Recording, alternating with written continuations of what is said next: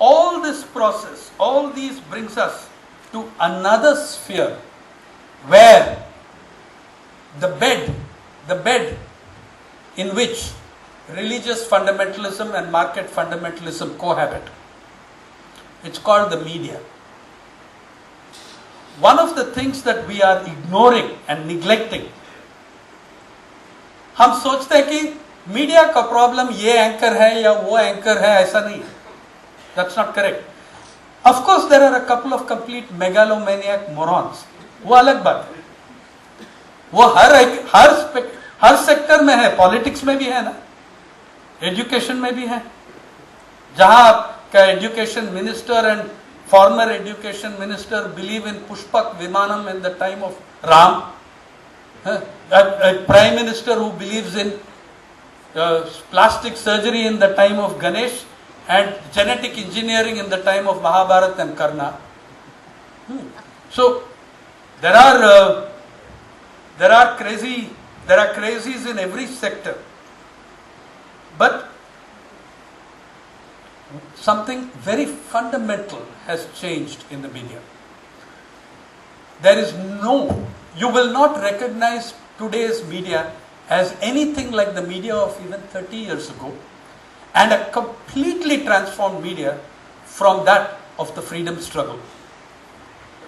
There has been a sea change in ownership and structures.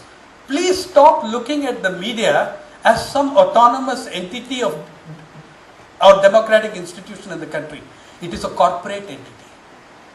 It is a corporate entity. You have to analyze it in that light. The media are moving very fast. They are the ones who have more to lose than freedom of expression, than anyone else, and they are the ones who have been the cheerleaders and the stormtroopers of the attacks. Not just picking up government stories, but generating doctored videos, framing people with false charges. To borrow a word from my friend Professor Prabhat Patnaik, there has been a major shift in the moral universe of the media. If the ownership changes, the rationale of media changes, you reduce journalism to a revenue stream from an instrument of social communication. Good journalism is a society at conversation with itself, a society in argument and debate with itself. That should be a major element of good journalism. But it has moved from there to a revenue stream. I know some people who have had great revenue models. Vijay Mallya had a great revenue model. सबको लूट किया, public sector bank को पूरी तरह लूट किया, उसका employees को लूट किया, और he is very happy and successful. I used to know, we all knew another man who had a very successful revenue model. His name was Veerappan. 40 साल वो रेवेन्यू मॉडल चलाया यार. इतना थोड़ा सा डेंजर है, रिस्क है, लेकिन what is entrepreneurialism without a little risk? Higher the risk higher the reward कहता है ना इकोनॉमिस्ट. तो when you have reduced journalism completely to a revenue stream, would there be any work of art and literature in the world if you first needed a revenue model? If Valmiki was to get a revenue model cleared before he wrote the Ramayana, what Ramayana would you have had? If Shakespeare had to get a revenue model clarified by a board of chartered accountants before he wrote, Antony and Cleopatra, what sort of literature would you have had? Yeah. Yes, nobody wants to make losses. Nobody. But when making profit is the only rationale of the media, then you have a very different media. And here is the central point of what I want to tell you today on the media. The biggest beneficiaries of the policy of privatization in the country, amongst the very biggest beneficiaries, are the owners of today's media corporations. Please look at who they are and what they are. The Indian media are politically free. I repeat, the Indian media are politically free but imprisoned by profit.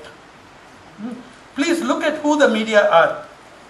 Post-corporatization, A gigantic media is now controlled by very few people. Who are the major groups?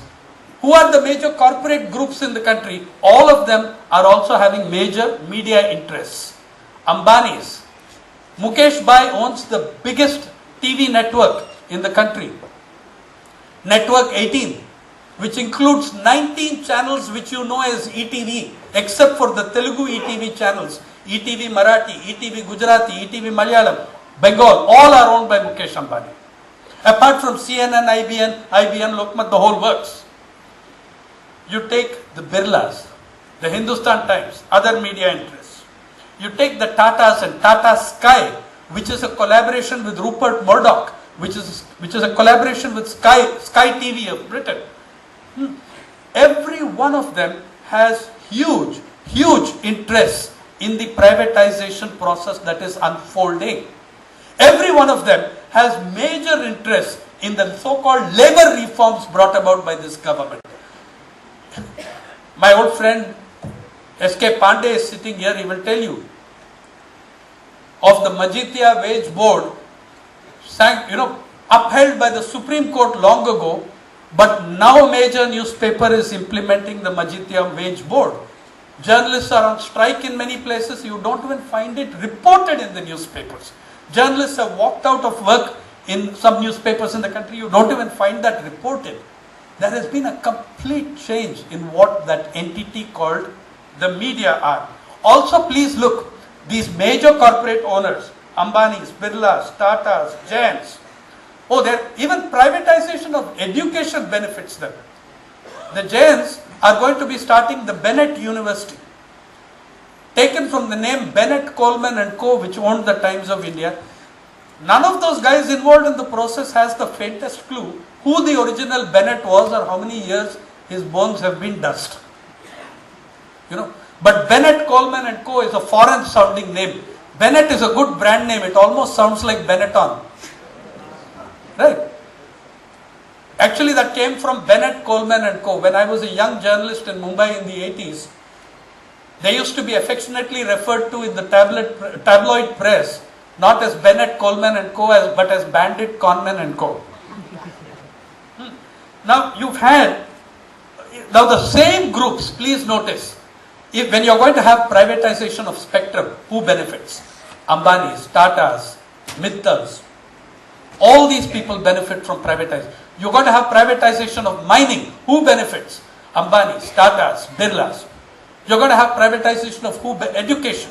All of them are getting into the commercialized education sphere, accompanied by an attack on public funded education on campuses like JNU, Central University of Hyderabad, all public universities where the resistance is coming to the policies of this government and to the policies of neoliberalism.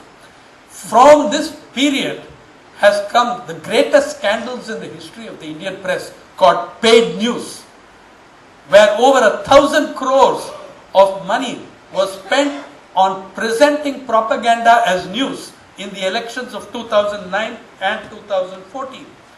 On one thing, Mr. Vijay Mallya is telling you the truth. On one thing, Mr. Mallya speaks the truth.